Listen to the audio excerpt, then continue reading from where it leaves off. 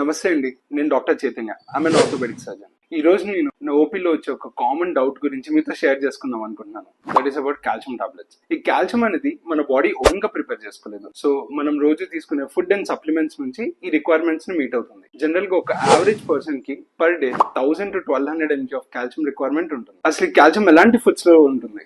Regular గా మనం తీసుకునే డైరీ ప్రొడక్ట్స్ లాంటివి అంటే మిల్క్, బటర్, చీజ్, పన్నీర్ ఇలాంటివి కాకుండా మీట్ అయితే ఫిష్, వెజిటబుల్స్ అయితే green leaf vegetables, broccoli, soybeans and nuts, chia seeds, tofu, ఇవన్నీ calcium rich foods. Calcium supplements అనేది ఎలాంటి వాళ్ళకి కావాల్సి వస్తుంది?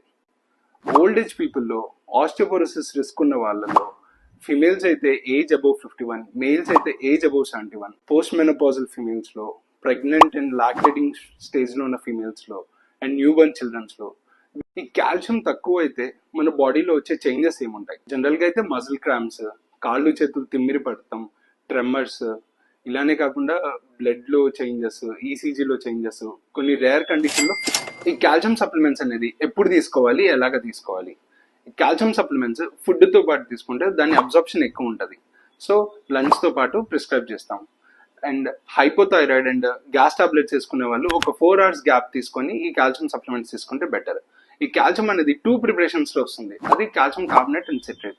కాల్షియం కార్బోనేట్ లో కాల్షియం లెవెల్స్ కంపారిటివ్లీ ఎక్కువ ఉంటుంది. కాల్షియం కార్బోనేట్ అనేది కంపల్సరీ ఫుడ్ తో పాటు తీసుకుంటే దాని అబ్జార్ప్షన్ ఉంటుంది. కాల్షియం సిట్రేట్ డేలో ఏ టైంలో అయినా తీసుకోవచ్చు.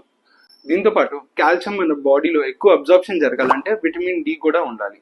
సో ఈ కాల్షియం సప్లిమెంట్స్ తీసుకునే వాళ్ళు విటమిన్ డి లెవెల్స్ కూడా నార్మల్ గా ఉన్నాయా లేదా అని చెక్ చేయించుకుంటే బెటర్.